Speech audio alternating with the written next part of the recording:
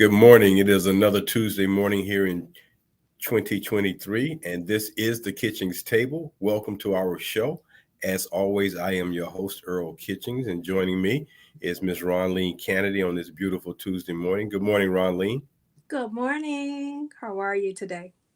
I'm doing fantastic. Thank you for asking. I hope your day has already started on a very positive note. Yes. All right, well, that's what we like to hear. I always want to start everything as positive as possible because over the course of 24 hours, a lot of things happen and can cause discourse and aggravation and humiliation and disappointment. And we get so caught up at times on those things that the good things that come out of life, we scan over and we just don't talk about them and don't reference them and we miss out. So we like to welcome you again for joining us here on the Kitchings Table, here on Awesome Radio 106.9 FM, WBISLP. Check us out on our social media formats at Roku, GPAC23, Facebook Live, and of course, YouTube. So today, we're going to continue to talk about the literacy dynamic. It is a very important part of what we do each and every day. It is very important to help in the education of our children that, as we spoke about last week, Ronline, reading and writing. I mean, it seemed like when we were in school, teachers basically said those two subject matters in tandem, reading and writing, or writing and reading, or when they did the little jingle, reading, writing, and arithmetic, not arithmetic, but reading, writing, arithmetic. Right. So the reading coupled with the writing are integral parts of literacy. And we're going to talk about the books. They call them volumes. We call it, in a mathematical term, they would be called a set. It's interesting that books are called volumes. When we talk about volumes, we talk about the quantity of something in liquid form for volume. But when we talk about volumes in a book, we're talking about a set of books. And there aren't many sets of books that have been published, but this particular set of books that we're talking about today, it was the predecessor to the internet and online learning. And they were called encyclopedias. Encyclopedia. That's a good spelling bee word, encyclopedia. Yes. Right? And they wait for you to spell it. And uh, I'm reminded as I say that of Akilah and the Bee, the movie Akilah and the Bee with Kiki Palmer and Lawrence Fishburne, how dynamic she was in that movie, learning how to spell. And when we give our children the proper tools for learning, the proper environment for learning and not being distracted, the proper teaching and the teaching methods that provide them with all the information and a structure they need in order to do education at the highest level. Uh, this is why we talk about literacy in this form because we must continue to teach our children to learn at a very high level. So when we talk about this volume of books, these encyclopedias, for those of you who may not know what an encyclopedia is, we're going to give you some history on that. For those of you who remember encyclopedias, we're going to take you back down memory lane. And I think Ronline said she had about 5 different versions of encyclopedias in her house. Two. I had access to more, but yes, two. And what two were those, Ronline? The World Book Encyclopedia and the Britannica. I see. And the World Book. Britannica was the bomb.com. Okay. And of those two encyclopedia sets, which one did you prefer? I thought I preferred the World Book Mm. Encyclopedia, but once I received the Britannica, then I realized, wow, that was, like I said, that was the bomb.com. that had everything you needed in order to finish out your reports and score very high on it as well. And because they came in a set and they probably were delivered to homes in maybe 2 or 3 separate boxes, just because the weight of those books were so massive. But once you got them, and for those who were able to have bookshelves and put them on the bookshelf, you got those books on the bookshelf, and it's like a piece of gold. They just stood out. They dominated all the other books on the bookshelf. You could have all these other fine books that were written by a lot of fine people, but those encyclopedias, like they were like at the top of the mountain. Like, well, yeah, all those books down there are nice, but we're the encyclopedias. Yes. And I want you to know what the word encyclopedia means. Complete instruction. How about that? Complete instruction. That's what encyclopedia means. Okay. So when we are talking about learning, and encyclopedias, as we said, came in a set, or they call them volumes, individually booked, but it was like a dictionary. They started out with the A volume all the way to the XYZ volume. So in the set of encyclopedias, instead of having the 26 books based on the alphabets, you may have about 20 to 22 books, because some information under a certain letter was not very large. But for instance, like the B and the C, they would break that up into 2 books, BA through BI, and then BO through BU, and that would make up the books. And of course, I think the smallest between the XYZ and the Q, I think those were the smallest books that they published. What do you think? Yes, I believe my Q and R were together. Okay. QRS maybe.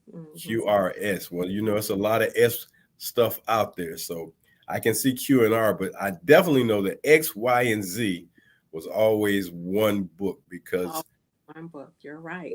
just like the dictionary, there aren't many words that are spelled with the X, Y, and the Z. But altogether, these books were the predecessor to the internet, as I stated.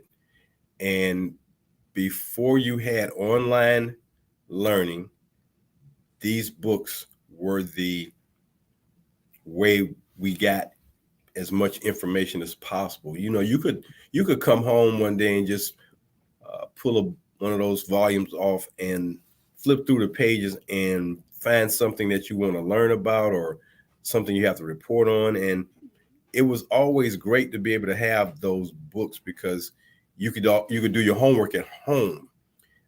And for those families who could not afford those books, you had to go to the library or use a friend's or other family members' books if they had them. Uh, Ronline, do you remember as we talk about these very valuable books, do you happen to recall what those books might have cost your parents? I know the first set that I had for the 70-year version, it was a little over $2,000. And the last set I had, it was almost 4,000. Okay. So if parents made a purchase of these books, these very valuable books, they made a sacrifice for their children's education. And if you've got, 2 or 3 kids in the house, they're close in age and they're in school at the same time, those books were priceless as to what they would allow your children to do. Excuse me. So the sacrifice that a parent would make, you say $2,000 to $4,000. And for That's a lot. That's a the lot of money. money, right? And just to think about, carrying that bill, because truth be told, Ronnie, back in the 60s, uh, there might have been some vehicles that were just a little bit more than the cost of a set of encyclopedias. That When is you correct. when you, when you think about when we talk about cost, and I know that might be hard for some folks to fathom. And a set of books didn't cost as much as a car. Well, cars, in the $5,000 range or a little bit less back in the 50s and 60s. And if you're talking about a set of books costing $2,000, it's quite a that's a monthly note that you really have to take some time out of that budget to take care of. But again, you sacrifice on one end for your child's education on the other end. So you may not have always had some of the things you actually needed sometimes that you didn't have to have, but those books were just, as I said, they were priceless to the value of learning. Yes. And they held so much history for people who don't know what the encyclopedias hold. I did find an online subscription of Britannica. If anyone is interested, the price for that is very low. You can go out there and decide, what is best for you. They do allow you to do a search in that engine of the Britannica, so you get a chance to see what kind of information is out there.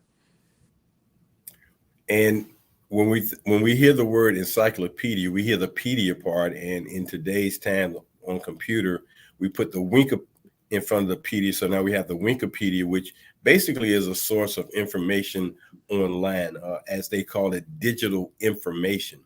And this abundance, I definitely know that the amount of information that is out there now uh, far exceeds what would have been placed in encyclopedias during our uh, childhood educational years, simply because so much is going on and we're so much in tune to the rest of the world and what's going on throughout the world.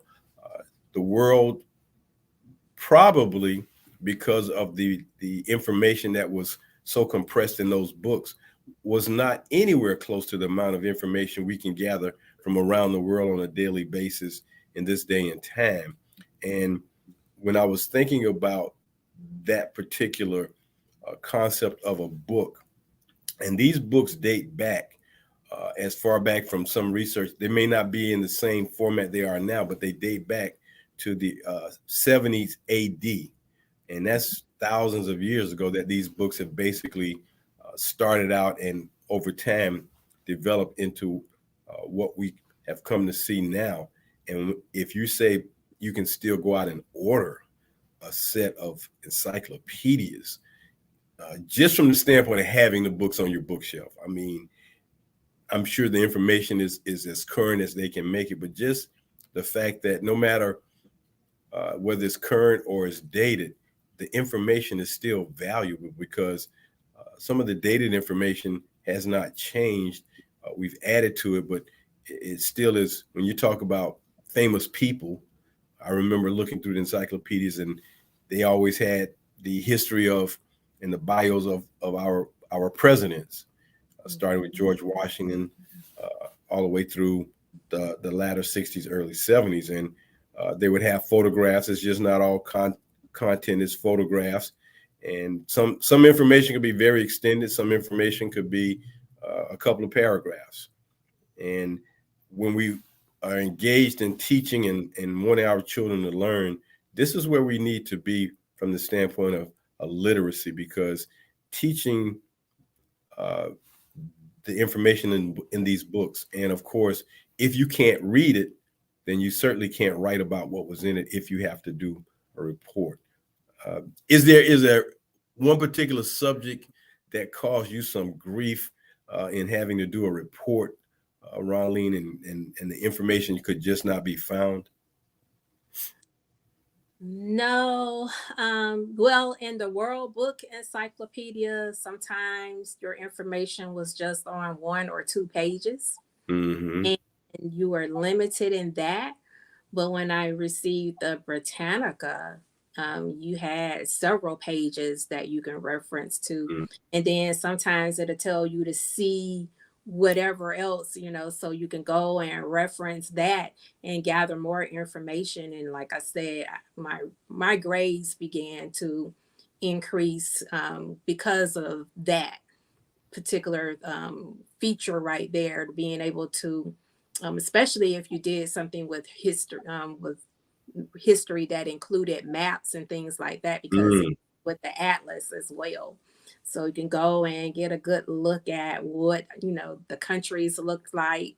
Then it might have had some references about the different places and things like that. So it talked about those things in detail, so you're able to just keep writing, keep going, or whatever. But don't make the mistake though and write that word for word. I think they would call that plagiarism if you're Yes, writing yes, it yes. Hmm. verbatim, word for word. Just, and I think a lot of students, I can recall some students, when they found the information, they just start writing. Hmm. Whatever was in the book, they just wrote it just like it was. And of course, teachers can really tell when you wrote your words and you just copied what you saw in the book so that you could get a report or a paper done. And I always thought it was kind of funny when we had to do reports. And some students, man, they would come in and their reports would be in the little three-pronged folders and looking all nice and pristine. They have a cover page, and they may, depending on what you're reporting on, it may be 5, 6, 7 pages of information written down. And then there were some students, they would just bring in one page, you know, Hmm. no Hmm. folder, no nothing. They would just, turn it in. And it's like, No type of presentation.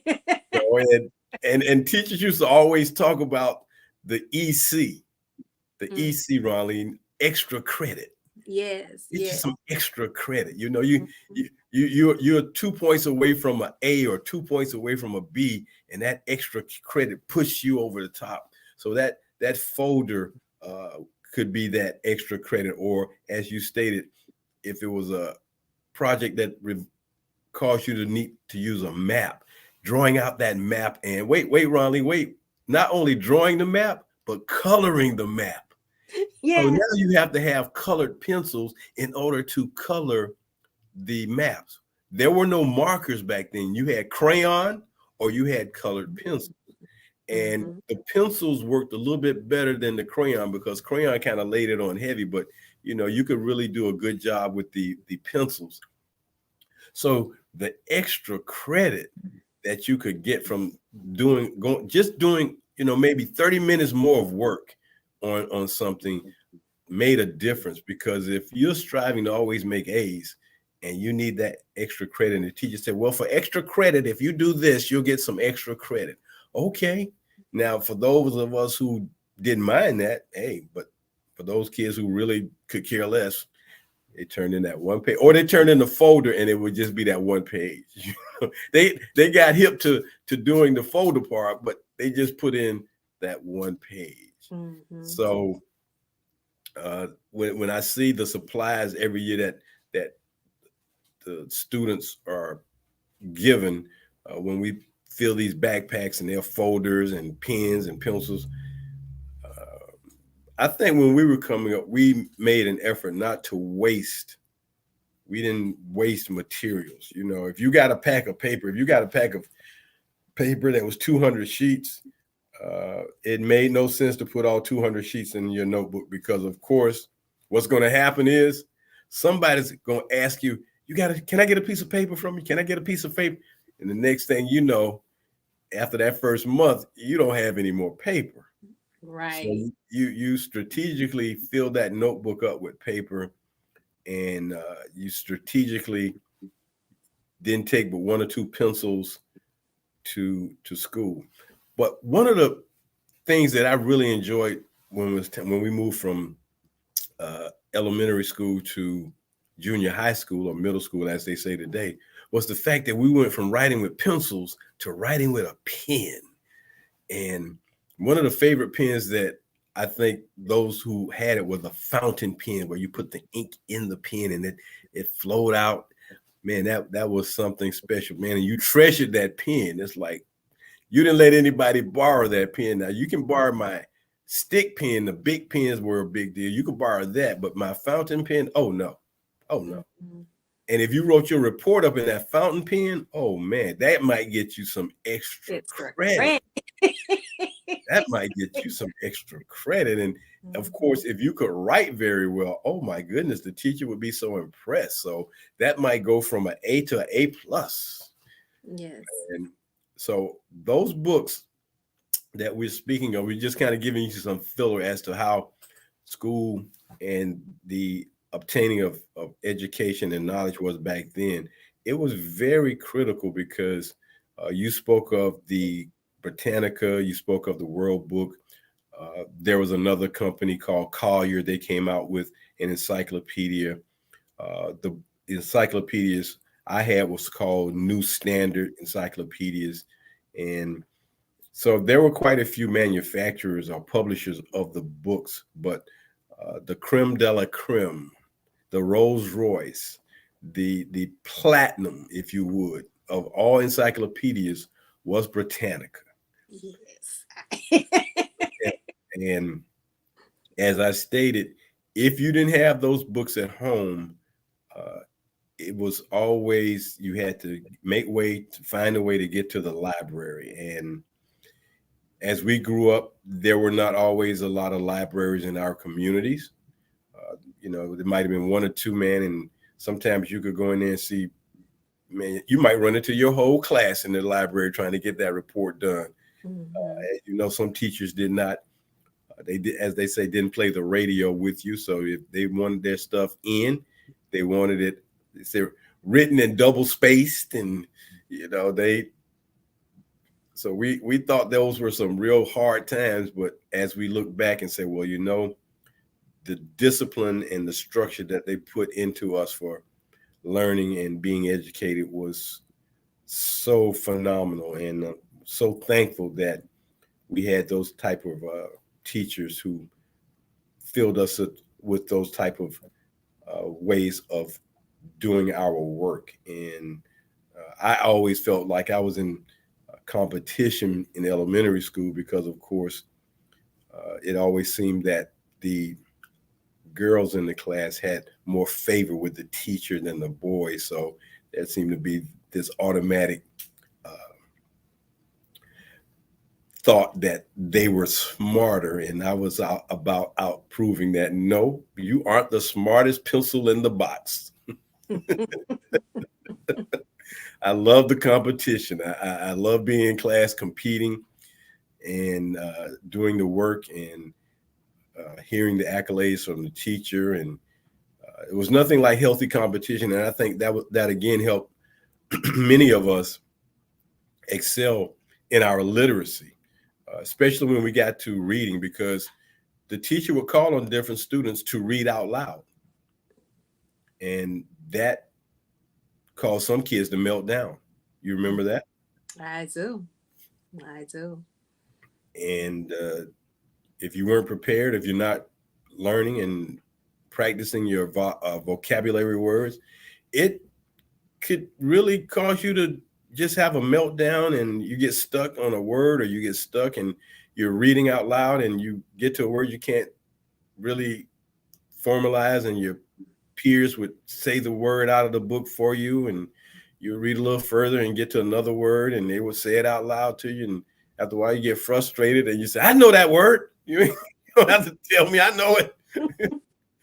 Because after you've been given your chance to read and you've taken up 5 minutes to read a paragraph, it's like, Yes, and then they get impatient and want to read for you, like, hey, it's this, it's that. I was reading Michelle Obama's book called Becoming, and I'm hoping that she had a great birthday last week, and it was oversight on my part to wish her a happy birthday on our show. But let me tell you, her mother started her reading in the library as well. mhm. So I'm sure that if there were words that she didn't understand, she had the dictionary. Her mother had the cue cards. Remember those? Oh yeah, oh Uh, yeah.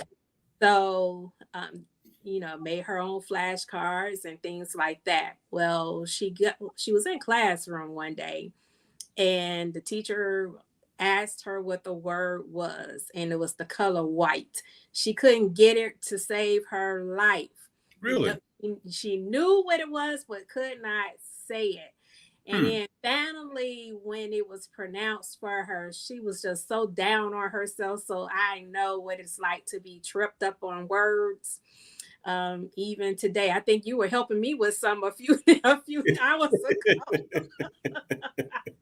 And so, I'm just Guantanamo. hey, Guantanamo. yes, reading and comprehension was never my strong suit. So I'm thankful that it's like just spell it out. Don't trip over the word. Just spell it out so you keep going. But yes, those things. And this is why we're talking about literacy today because as we've discovered, it makes a difference when you can physically hold a book in your hand as opposed to reading it online. So as you said, the words that you had to help me with or whatever, now they have a little fancy little thing on there that helps you pronounce the word Hmm. when you key it in or what have you. But yes, I mean, those things that we had were valuable in our education system. And I'm so sorry that they've taken a lot of it out. I was pained this morning when I heard about our governor has ordered all of the teachers to box up their books in the classroom because if they get taught keep teaching something inappropriate that wasn't approved by whatever council, it's a third-degree felony. So it's like, okay, teachers are being threatened about books in their classrooms. Those teachers didn't bring those books in the classrooms. However they got there, they're not responsible.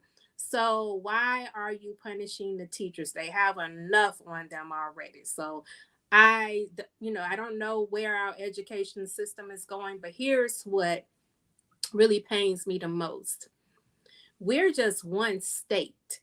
If our governor has his way in the state of Florida, if he gets away with that, can you imagine what other states will follow suit?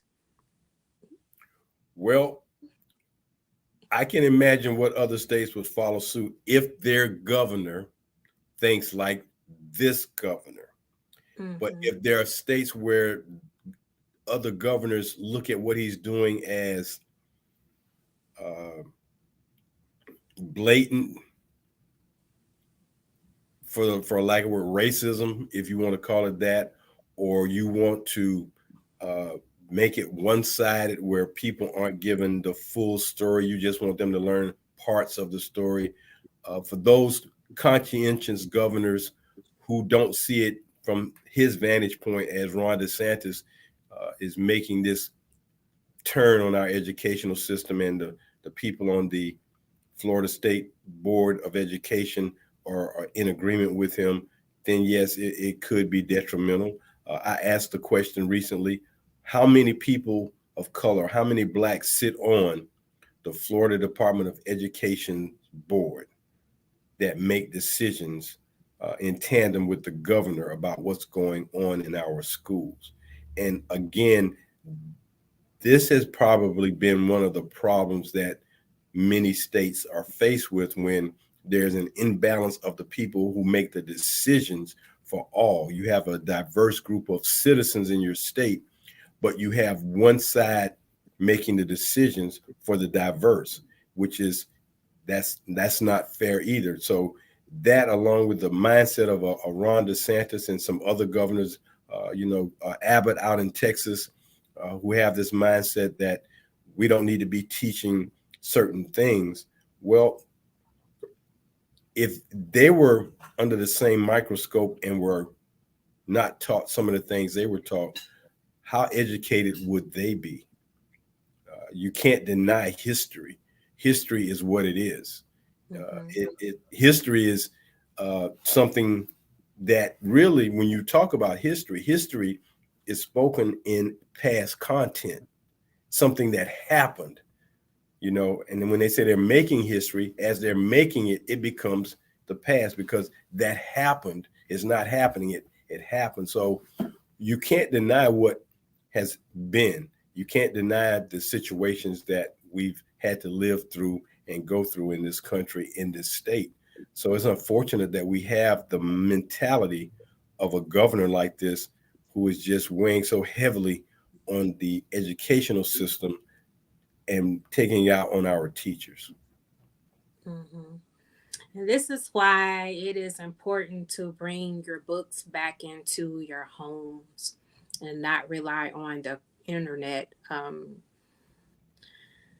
The internet is good, so I don't want anyone thinking that, but the internet can also be limiting what your child learns, meaning that the results are how they're laid out. So the truth may be in the millionth result part of what came back, but your child's attention span is only going to go through the first three.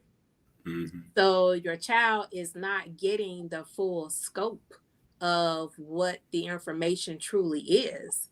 Hmm. And, the way is out there now, they're allowed to play around with that of, scaling back what is, So this is why we're talking about the encyclopedias today. This is why I'm letting you know that you can get a digital encyclopedia. I can imagine what the volumes would look like if they were actually delivered to your home. Just with our former president alone, he upset history so much Can around you can you imagine? Can you around the imagine world, what his section of the T encyclopedia? How many pages that just from would Twitter be? alone. Okay, uh, in encyclopedia, if they put him, the president, when they do the president, they got his picture, the history, and all these other things. Can you imagine what that would read like, and how do you really deal with a situation where a guy did as much as he did during his presidency, since his presidency, that is of such demeanor of low morals, low integrity? Uh, how do you write all that up and say that he was the president? It's like, wow. Hmm. Just with the Twitter account, Oh, yeah. Yeah. so much stuff. Yeah.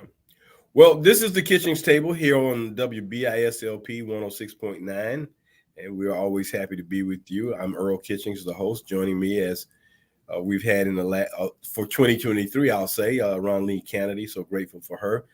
Thank you to the staff and management of WBIS for allowing us to have this space to chat and conversate with you and bring you today's topic. You can follow us on social media also, YouTube, Facebook Live, Roku, and GPAC 23. Our topic today, we're talking about encyclopedias. Encyclopedia, the meaning, the definition of encyclopedia is complete instruction. Complete instruction. And these books were providing that for many, many, many children during the years of, I would say, the 60s until the internet came online, because this was the only way to gather information aside from reading books on them. And they were the predecessor to the internet and online learning and Wikipedia and all the other advantages of getting information. So that's what we're talking about today. And Ronline, when we talk about making sure that our parents understand the importance of teaching as much as they can at home, not leaving everything up to school, but to, as they say, give your child some extra credit. Yes, because there's a war on education. I mean, and it has been brewing. They've stuck on about taking prayer out of schools. Well, it's coming farther than that now. And I'm seeing it. You mentioned, I was talking about Florida because of what I heard in the news this morning that just vexed my spirit even more so. But then what got me the most is not only our governor here in Florida, But as you mentioned, Texas, the Mm. governor there, and all of the things that they have done, those two people alone. Not to mention, I'm thinking it's going to catch on fire with Alabama as well. So, with those three targets, and then for the state of North Carolina, I know we have a lot of passionate African American politicians out there. They're always making noise. But if they find themselves in the same educational sweep, I'm hoping that they're not sitting idly by like it seems like our people are here in Florida, just allowing things to happen. And I'm hoping that they, that they're able to bring it together and say, oh no, we have some power too. We're going to exercise our power, whatever power that they do have, to make sure their educational system stay intact. And so it was interesting. If we want to do this as the pantry, it was interesting wherein Ron DeSantis wants to silence the African American history in the classroom and then sanction the teachers if they teach the information or what have you that's in the history book that made it to the classroom. The teacher didn't bring it to the classroom. It's in their whatever curriculum that they had to teach from. So all of a sudden, this is not good. So what I was into the pantry, we're going to talk about Ron DeSantis' background. We discovered that his ancestry is Italian. So, with all of the things that the Italians done to contribute to history, are we supposed to silence that too?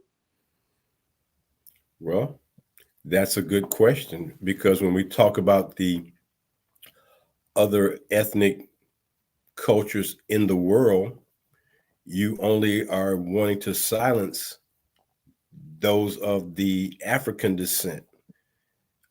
And again, the hypocrisy of what he's doing and wanting to do going forward, because you want to only minimize one culture, but everybody else is okay. You talk about this is not what you want children to learn about, but it's the history. You don't want them to see images of black people hanging from trees, because that would not paint a good picture, but that is what happened. So Right. you don't want the children to see the people standing around watching the lynchings and saying, well, that wasn't really the way it happened. Well, you want to really dissuade truth. That's to me, that's what it sounds like he wants to do. He doesn't want truth to be put out there for people or children to learn about it. But Ronline, as they always say, the truth will come to the light, and the light is going to shine, and the children will find a way to get this information and learn it, whether he wants to minimize it or not. And when his time is up in office, I hope that we can have a better leader who is more in tune with the diversity of the state, as opposed to just seeing things from one slanted view.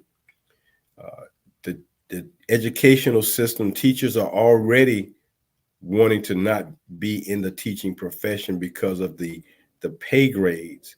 Now you want to give them another reason to step away. And then from the public school sector, what happens when the amount of teachers diminishes to the point where schools have to go to some crazy system of being open for a certain amount of hours because you don't have enough teachers to teach information? What happens then?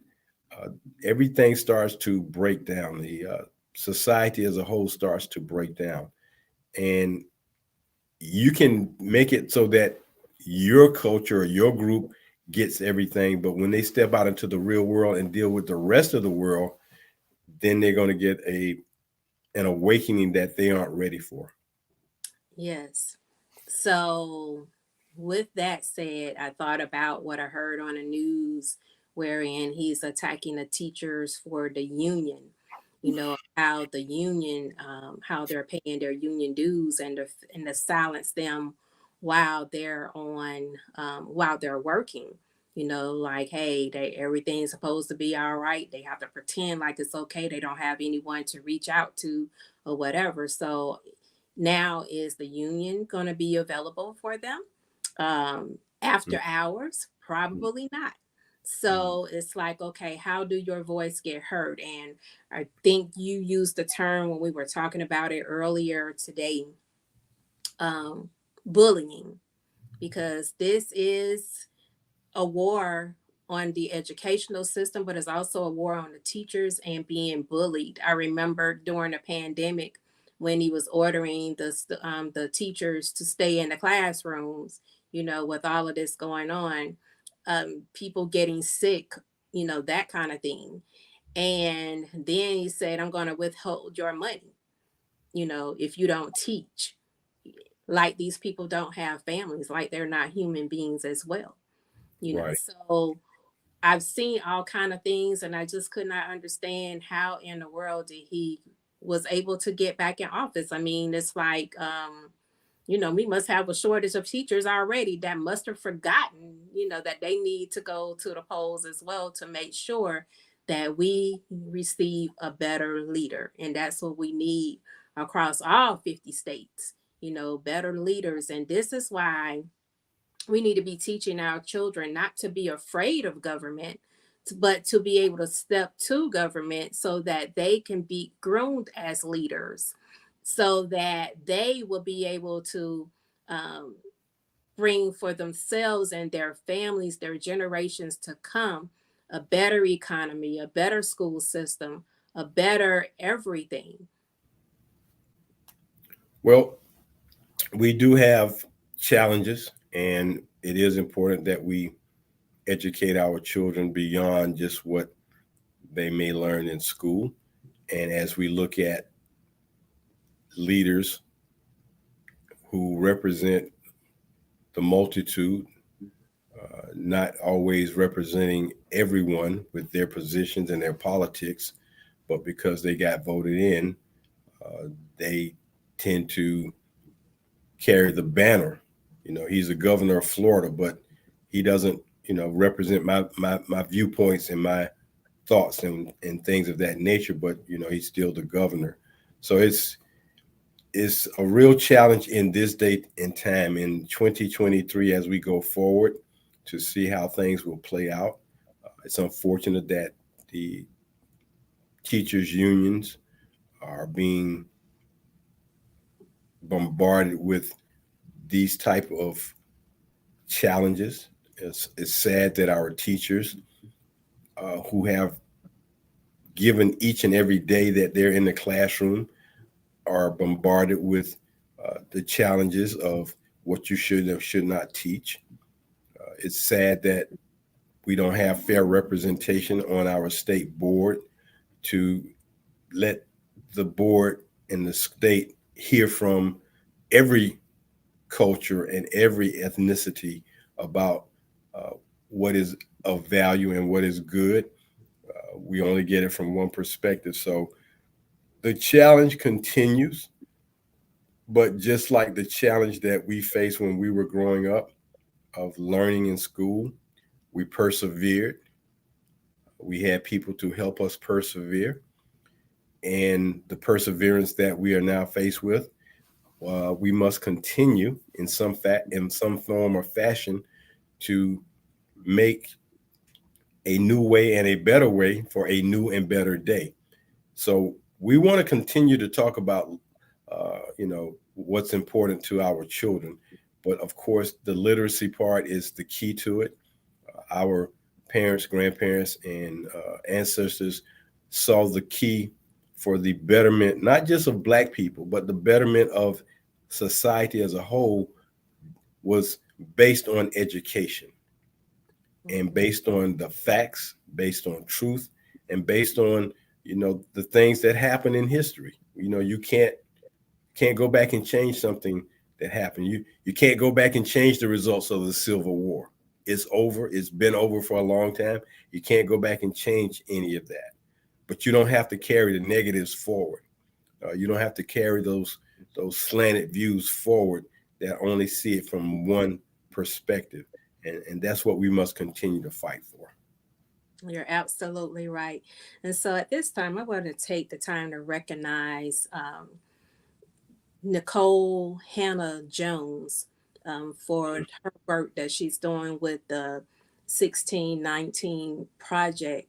Um, for those that don't know anything about that, just research so that you can get an idea of the message that she's trying to help us to get recentered on about how the USA became to be, and how and what our roots were in that part, the sacrifices that were made over the centuries, before we got to where we are today.